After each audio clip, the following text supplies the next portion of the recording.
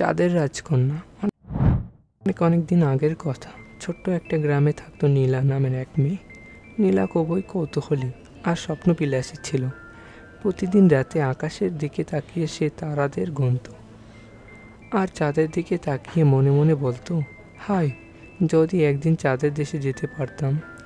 হয়তো সেখানে রাজপ্রাসাদ আছে, রাজা আছে আর একটা সুন্দর রাজকন্যা। একদিন রাতে নীলা স্বপ্ন দেখল। সে দেখল যে আকাশ থেকে এক সোনালি সিঁড়ি নেমে এসেছে। সিঁড়ি বেয়ে সে উপরে উঠতে লাগলো আর হঠাৎ করেই নিজেকে দেখতে পেল চাঁদের বুকে। চাঁদের রাজ্য। নীলা অবাক হয়ে দেখল চাঁদের দেশে ঝলমলে প্রাসাদ, রূপালী বাগান আর হীরার মতো ঝকঝকে নদী বয়ে যাচ্ছে। চারিদিকে যেন আলো ঝলমল করছে। কিছুক্ষণের মধ্যেই সামনে এসে দাঁড়ালো এক পরী রক্ষী, যার হাতে ছিল ঝকঝকে ছড়ি। পরী হেসে বলল, স্বাগতম নীলা, তুমি এসেছো চাঁদের রাজ্য। আমাদের রাজকন্যা অনেকদিন ধরে তোমার অপেক্ষায় আছেন। নীলা অবাক হয়ে জিজ্ঞাসা করল, আমার জন্য অপেক্ষা? কিন্তু কেন? রাজকন্যার আবির্ভাব। চাঁদের রাজপ্রাসাদ থেকে বেরিয়ে এলেন এক অপূর্ব সুন্দরী রাজকন্যা। তার পোশাক রূপালী আলোয় ঝলমল করছে আর চোখ দুটো যেন আকাশের সবচেয়ে উজ্জ্বল তারা। তিনি নীলার হাত ধরে বললেন, আমি লুনারা, চাঁদের রাজকন্যা। আমি বহুদিন ধরে তোমাকে দেখছি। তুমি যেভাবে পৃথিবীর মানুষদের ভালোবাসা, পাখি, গাছ, পাহাড়কে যত্ন করো, সেটাই তোমাকে আলাদা করেছে। আমি তোমার সাহায্য চাই। নীলা অবাক হয়ে বলল, আমি তো শুধু গ্রামের মেয়ে, অন্ধকারের ছায়া। লুনারা বুঝিয়ে বলল, চাঁদের রাজ্যে এক ভয়ঙ্কর অন্ধকার জাদুকর এসেছে। সে সূর্যকে আলো আটকায়। সে সূর্যের আলো আটকাইতে চাইছে, যাতে পৃথিবীর আর চাঁদের চিরকাল রাত নেমে আসে। আমাদের রাজ্যে আলো ধীরে ধীরে কমে যাচ্ছে। যদি এই অন্ধকারে রুখতে না পারি, তবে তোমার পৃথিবীও আলো থাকবে না। রাজকন্যা বললেন। নীলা সাহস করে উত্তর দিল, ঠিক আছে রাজকন্যা, আমি তোমার সাথে লড়ব। জাদুকর উপহার। রাজকন্যা নীলাকে একটি জাদুকর ছড়ি দিলেন। এই ছড়ি দিয়ে সে আলো তৈরি করতে পারবে, কিন্তু এর শক্তি কেবল নিঃস্বার্থ ভালোবাসা আর সাহসে কাজ করবে। লুনারা বললেন, তুমি যদি ভয় পাও, তবে ছড়ি আলো দিবে না। নীলা গভীর শ্বাস নিয়ে বলল, আমি ভয় পাবো না। অন্ধকারের দুর্গ। দুজনে একসাথে যাত্রা শুরু করলেন। রূপালী নদী, তারার বাগান আর আকাশের পথ পেরিয়ে তারা পৌঁছালো অন্ধকারের জাদুঘরের দুর্গে। দুর্গটা কালো মেঘে ঢাকা, চারপাশ ভয়ঙ্কর দানব পাহারা দিচ্ছে। নীলা জাদুঘর ছড়ি উঁচিয়ে ধরল। আলো বেরিয়ে দানবের চোখে ঝলসে দিল আর তারা পালিয়ে গেল। রাজকন্যা মুগ্ধ হয়ে বললেন, নীলা, তোমার সাহস অসাধারণ। দুর্গের ভিতরে বসে আছে অন্ধকারের জাদুঘর, তার চোখ দুটো আগুনের মতো ঝলসে। সে চিৎকার করে বলল, কেউ আমার আলো আটকাতে পারবে না। সে বিশাল এক ছায়া ছুঁড়ে দিল নীলা আর রাজকন্যার দিকে। নীলা চোখ বন্ধ করে মনে মনে বলল, আলো আসুক সবার জন্য, পৃথিবীর জন্য, ভালোবাসার জন্য। হঠাৎ করে ছড়ি থেকে এক বিশাল আলো বের হলো। আলো এতটাই শক্তিশালী যে অন্ধকারে জাদুঘরের ছায়া ভেঙে গেল। আলোর জয়। অন্ধকারে সরিয়ে গিয়ে চাঁদ আবার রূপালী আলোর ভরে উঠল। দুর্গ ভেঙে পাহাড় পড়ল আর আকাশে তারার ঝিলকে আরও উজ্জ্বল হয়ে উঠল।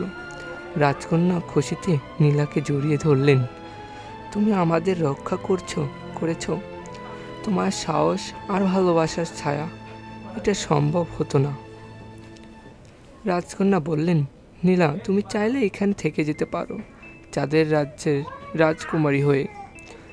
কিন্তু নীলা মৃদু কণ্ঠে হেসে বলল, না রাজকন্যা, আমার পৃথিবীতে মা বাবা আছে, বন্ধু আছে, আমি ওদের ছাড়া থাকতে পারবো না। রাজকন্যা চোখে জল নিয়ে বললেন, তুমি সত্যিই মহৎ মনের মানুষ। পৃথিবীতে ফেরা এক সোনালি সিঁড়ি আবার নেমে এলো। নীলা সেটি বেয়ে পৃথিবীতে ফিরে এলো। ঘুম ভাঙতেই সে বুঝল এ যেন এক স্বপ্ন।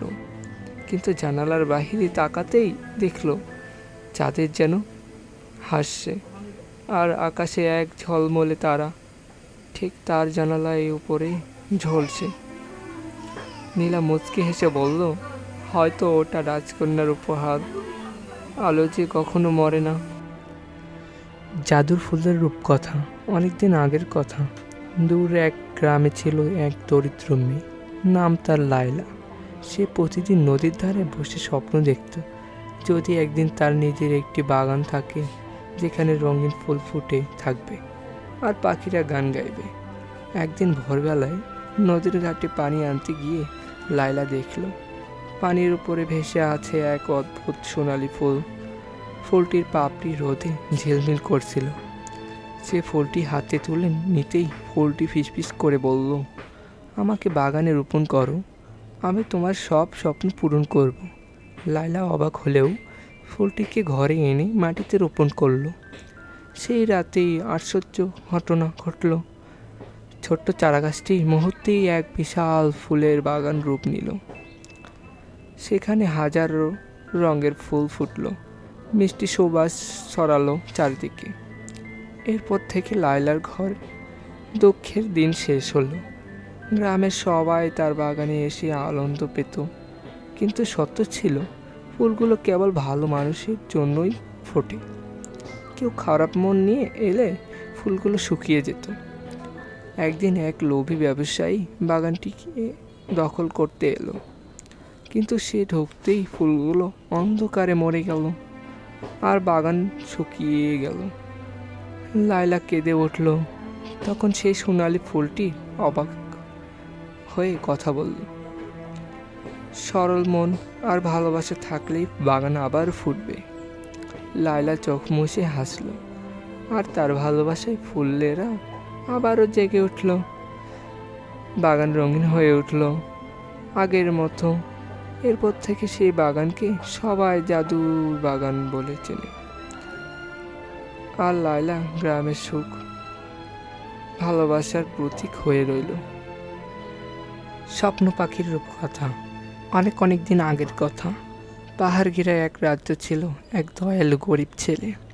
তার নাম ছিল আরিফ। প্রতিদিন সে জঙ্গলে কাঠ কেটে এনে বাজারে বিক্রি করত। এক ভোরবেলায় আরিফ জঙ্গলে কাঠ কাটতেছিল। একটি ছোট্ট পাখি শিকারির জালে আটকে কাটছে। পাখিটি সোনালি রঙের, যেন পুরো শরীরে আলো ছড়াচ্ছে। আরিফ দয়া করে জাল কেটে দিল। পাখিটি উড়ে গিয়ে আবার তার কাজে বসলো এবং বলল, তুমি আমাকে মুক্ত করেছ, তাই তোমার জন্য থাকবে আমার আশীর্বাদ। যখনই তুমি কষ্ট পড়বে শুধু আমার নাম ডাকবে। এরপর পাখিটি উড়ে গেল। দিন যায়।